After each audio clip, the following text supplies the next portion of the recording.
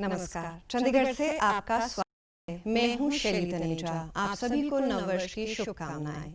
आइए सबसे पहले नजर डालते हैं कुछ अहम खबरों पर। प्रधानमंत्री ने आज उच्च तकनीक से कम भार वाले मकानों की परियोजनाओं की रखी आधारशिला। हरियाणा में कम आमदन वाले 1 लाख परिवारों का चयन करके उन्हें आर्थिक सहायता मुहैया करवाए के लाया जाएगा मुख्य धारा में। और चंडीगढ़ नगर निगम की कल हुई बैठक के दौरान 6 प्रस्ताव किए गए पारित। और अब समाचार विस्तार से।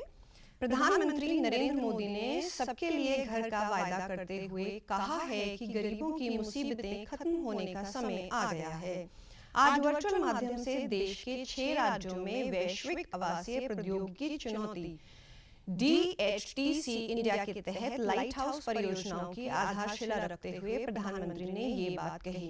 उन्होंने कहा कि जन कल्याण के लिए प्रयुक्त लाइट हाउस परियोजनाएं बेहतरीन प्रौद्योगिकी का प्रदर्शन करेंगी और इनसे शहरी आवासीय आवश्यकताएं पूरी करने में मदद मिलेगी।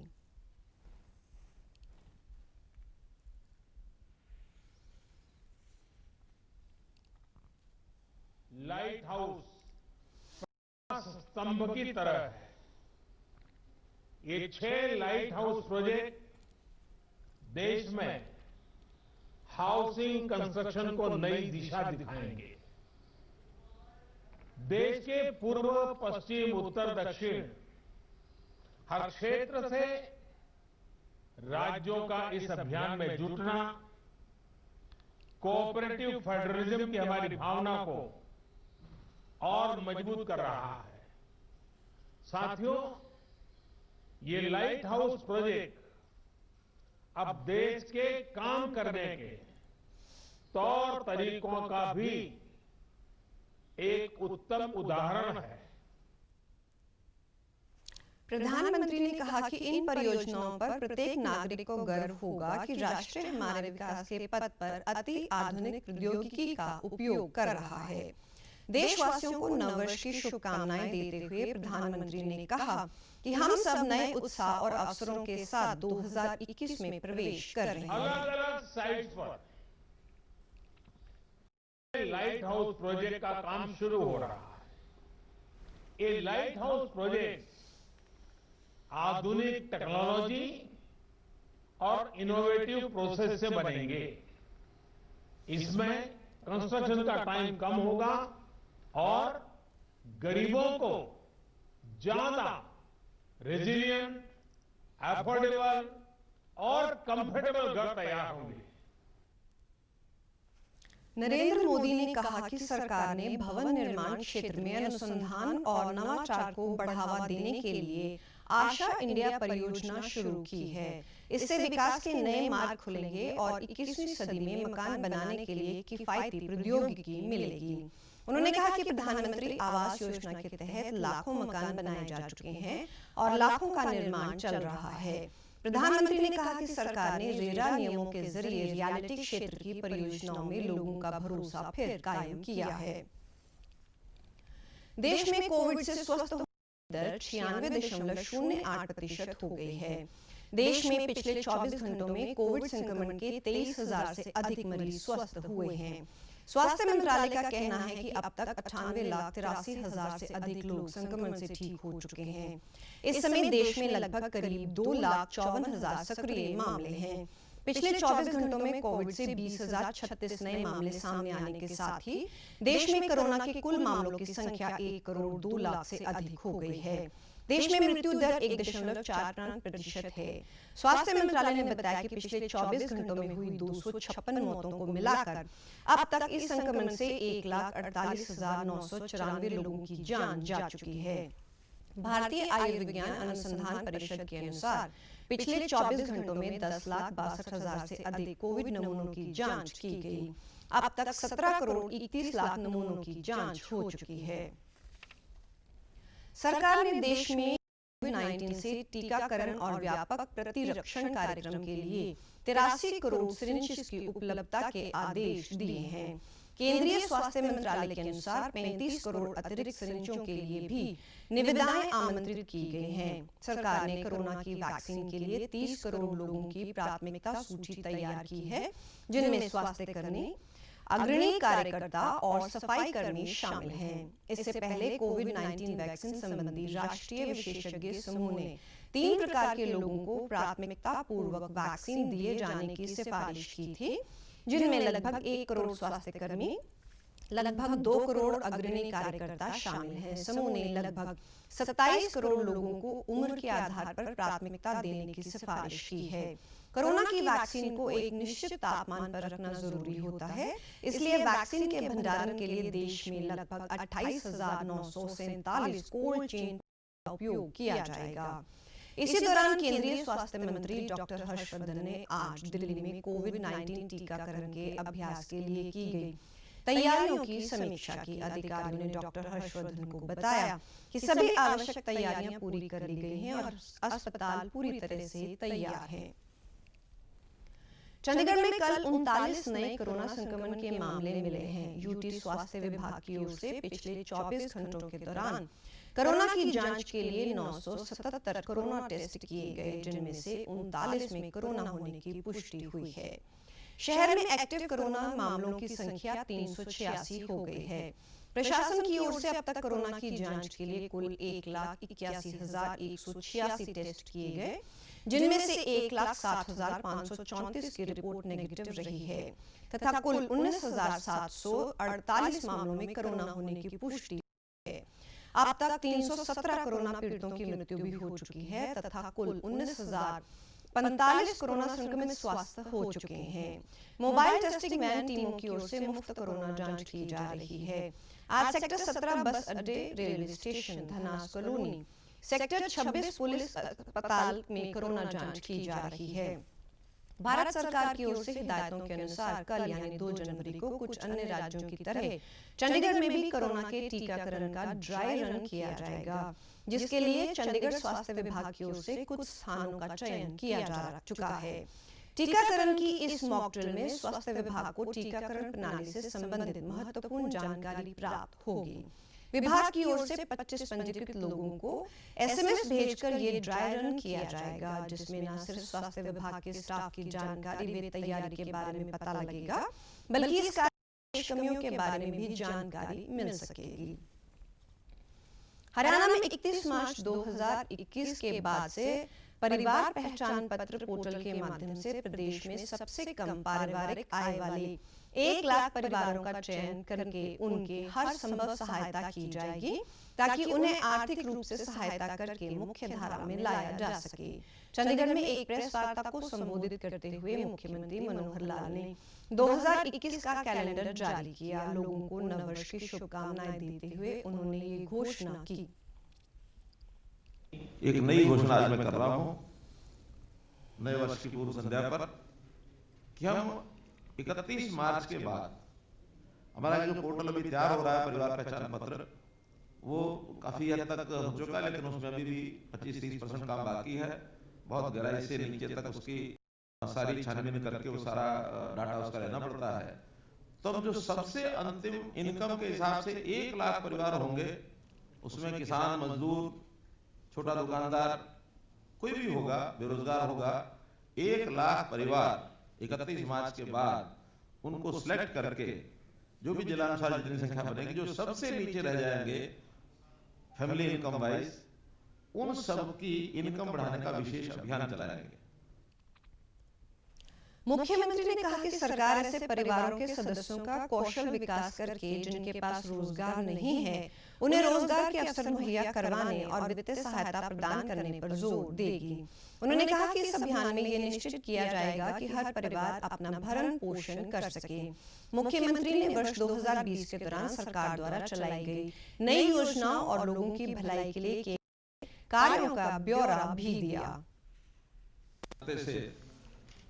एक बात जो वर्ष के प्रारंभ में कही थी कि 2020 का वर्ष हम उसको सुशासन संकल्प वर्ष मनाएंगे, और मुझे खुशी है इस बात की कि हमने उसके अंतर्गत 30 से ज्यादा पोर्टल्स और नए नए जो कार्यक्रम हमने शुरू किए, उसके माध्यम से समाज को delivery at their door step, यानी सेवाएं, योजनाएं सब कैसे उनके नजदीक पहुंचा सकते हैं, चाहे वो गांव-गांव में हमारे अटल सेवा केंद्र, उसके माध्यम से शहरों में दिशा केंद्रों से, सरल केंद्रों से, अंत्योदय केंद्रों से, ये सब हमने किए।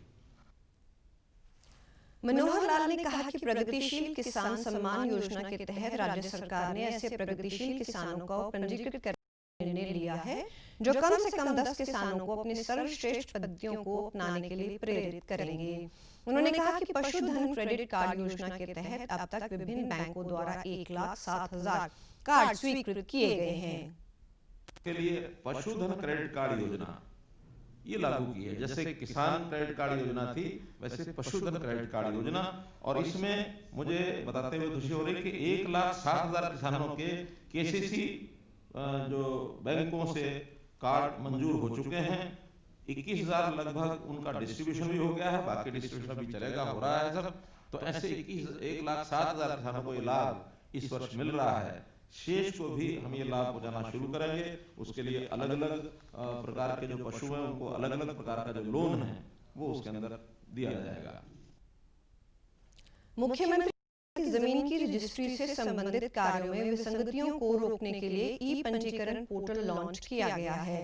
इसके अलावा सेमीगत हरियाणा भू कार्ड सूचना प्रणाली के माध्यम से भूमि रिकॉर्ड को पूरी तरह से डिजिटलाइज किया जा रहा है। चंडीगढ़ नगर निगम की कल हुई बैठक के दौरान 6 प्रस्ताव पास किए गए। मेयर राजबाला मलिक की अध्यक्षता तथा नगर निगम के कमिश्नर के यादव की उपस्थिति में हुई बैठक के दौरान पानी के बिल को लेकर कांग्रेसी पार्षदों द्वारा शोर शराबा किया गया। 3 घंटे तक बैठक के दौरान पानी के बिल, सड़कों की कारपेटिंग का प्रस्ताव, औद्योगिक क्षेत्र फेज 1 और 2 में प्रॉपर्टी टैक्स पर लगे ब्याज में छूट के प्रस्ताव सहित चैरिटेबल ट्रस्ट को प्रॉपर्टी टैक्स में छूट देने व खुड्डा लाहौरा में अतिरिक्त पाइपलाइन डालने का प्रस्ताव पास किया गया। कांग्रेसी पार्षदों द्वारा थालियां बजाकर प्रस्तावों का विरोध किया गया। उन्होंने कहा कि वे इन प्रस्तावों का समर्थन नहीं करते। बैठक के दौरान नगर निगम के कमिश्नर ने कहा कि पिछले वर्ष दिसंबर में सदन की बैठक में पानी के दाम बढ़ाने का प्रस्ताव पास किया गया था। उसके अनुसार ही प्रशासन ने अधिसूचना जारी की है। अधिसूचना जारी होने से बाद में सदन की ओर से फिर से रिवाइज एजेंडा पास करके भेजा गया है। जब मंजूरी मिलेगी तब दाम कम कर दिया जाएगा। पूर्व मेयर तथा चंडीगढ़ भाजपा अध्यक्ष अरुण सूद ने मेयर की तारीफ की। मेयर राजबाला मलिक की ये आखिरी बैठक थी क्योंकि 8 जनवरी को मेयर पद के लिए चुनाव हो रहे हैं। कोविड-19 के बाद, लॉकडाउन के बाद रेहड़ी पटरी वालों को अपना काम फिर से शुरू करने के लिए केंद्र सरकार ने प्रधानमंत्री स्वनिधि योजना शुरू की है, जिसके अंतर्गत सड़क किनारे काम करने वाले लोगों को 10,000 रुपए का ऋण आसान शर्तों पर मुहैया करवाया जाता है। इस योजना के अंतर्गत पिछले 2 सालों में सरकार ने 50 लाख से अधिक रेहड़ी पटरी वालों को ऋण उपलब्ध करवाने का लक्ष्य रखा गया है। चंडीगढ़ में भी इस योजना के तहत ऋण प्राप्त करके बहुत से लोगों ने अपना काम फिर से शुरू किया है। चंडीगढ़ के स्ट्रीट वेंडर संजय कुमार का काम भी लॉकडाउन के दौरान बंद हो गया था। अब उसने स्वनिधि योजना के तहत ऋण प्राप्त करके अपना काम फिर से शुरू किया है। संजय कुमार ने डीडी न्यूज चंडीगढ़ के साथ बातचीत में बताया कि उसका रोजगार दोबारा कैसे चला। हमको 10,000 का जो गवर्नमेंट ने लोन दिया है उससे मुझे काफ़ी सहायता मिली है और मैं गवर्नमेंट का आभार व्यक्त करता हूँ जो हमारी सहायता की। उससे मैंने जो सामान खरीदा और उससे मेरे को सहायता मिली है, इससे मैं बहुत खुश हूँ। मैं सरकार से चाहता हूँ कि आगे भी बेटरों की सहायता करते रहे, आर्थिक सहायता मिलती रहे और इससे मैं भी सरकार का आभार व्यक्त करता हूँ। स्वनिधि योजना के तहत ऋण का समय पर भुगतान करने वालों को ब्याज में सब्सिडी भी दी जाती है और वे पहले ऋण समय पर चुकाने के बाद अधिक ऋण के पात्र बन जाते हैं। सड़क परिवहन और राजमार्ग मंत्रालय ने राष्ट्रीय राजमार्ग नेटवर्क पर टोल प्रभार पूरी तरह से फास्टैग के माध्यम से लेने की अनिवार्यता की तारीख 15 फरवरी तक बढ़ा दी है। इससे पहले भारतीय राष्ट्रीय राजमार्ग प्राधिकरण ने टोल चार्ज नकद लेने की व्यवस्था आज 1 जनवरी से पूरी तरह समाप्त करने की घोषणा की थी। फिलहाल फास्टैग से टोल का भुगतान लगभग 80% तक हो रहा है। प्राधिकरण को लिखे पत्र में मंत्रालय ने कहा कि 15 जनवरी से ये भुगतान माफ कीजिएगा 15 फरवरी से ये भुगतान पूरी तरह फास्टैग से ही सुनिश्चित करने के लिए राजमार्ग प्राधिकरण से आवश्यक विनियामन अनुमति प्राप्त कर सकती है। टोल प्लाजा पर नकदी का उपयोग बंद करने के लिए दोनों तरह एक एक लेन को छोड़कर बाकी सभी लेन में सिर्फ फास्टैग से भुगतान लिया जाएगा। इन लेनों में बिना फास्टैग वाले वाहनों को दुगने टोल का भुगतान करना होगा। पूरे उत्तर भारत में कड़ाके की ठंड का कहर जारी है। शीतलहर ने सभी इलाकों को अपनी चपेट में ले रखा है। ठंड और गहरे कोहरे के चलते लोग घरों के अंदर रहने के लिए ही मजबूर हैं। मौसम विभाग ने 3 से 5 जनवरी तक पंजाब, हरियाणा और चंडीगढ़ में वर्षा होने और पहाड़ी क्षेत्रों में बर्फ पड़ने की संभावना व्यक्त की है। मौसम विभाग ने 6 जनवरी को पश्चिम में मौसम में हो रही तब्दीली के कारण ठंड और बढ़ने के आसार व्यक्त किए हैं। दिल्ली में कल सबसे ठंडा दिन रहा। हरियाणा के हिसार में तापमान -1.2 डिग्री तक नीचे चला है। नारनौल में भी तापमान -, में चला गया है।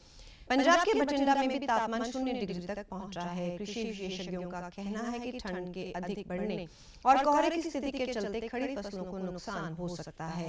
आज भी अधिकतर स्थानों पर गहरी धुंध छाई रही। कुछ ही स्थानों पर दोपहर को सूर्य दिखाई दिया। कोरोना वायरस का खतरा भी टला नहीं है, इसलिए सभी से निवेदन है कि बाहर जाने के समय मास्क जरूर पहनें, सामाजिक दूरी बनाए रखें, बार-बार अपने हाथ साबुन से धोएं और सैनिटाइजर का इस्तेमाल करें। वैश्विक महामारी कोविड-19 जिसका कहर संपूर्ण मानव जाति को अपनी आगोश में ले चुका है। टीका या दवाई उपलब्ध होने तक महामारी के खिलाफ मानवता की जंग जारी है। ऐसे में सबसे जरूरी सावधानी और बचाव। फेस मास्क कोरोना से रोकथाम का सबसे प्रभावी उपाय साबित हुआ है। विश्व स्वास्थ्य संगठन और विशेषज्ञों की शोध का भी यही निष्कर्ष है कि मास्क से मुंह और नाक को अच्छी तरह ढककर कोरोना संक्रमण को कम किया जा सकता है। कोरोना संक्रमण से बचाव के लिए मास्क पहनने के साथ ही जरूरी है मास्क को सही तरीके से पहनना। बहुत से लोग मास्क से नाक और मुंह को सही तरीके से नहीं ढकते हैं, जिससे संक्रमण का खतरा बना रहता है। बिना मास्क या फेस कवर के घर से बाहर निकलने की अभी कल्पना करना भी सही नहीं है। जुड़िए डीडी न्यूज की खास मुहिम मास्क अप इंडिया के साथ। मास्क और अपने मुंह और नाक को अच्छी तरह ढकें। अपने परिवार के सदस्यों और दोस्तों को मास्क पहनने के लिए कहें। Mask up India, mask up India. DD news के माध्यम से सबको बताना है, कोरोना को हराना है, मास्क जरूर लगाना है। Mask up India, mask up India, mask up India.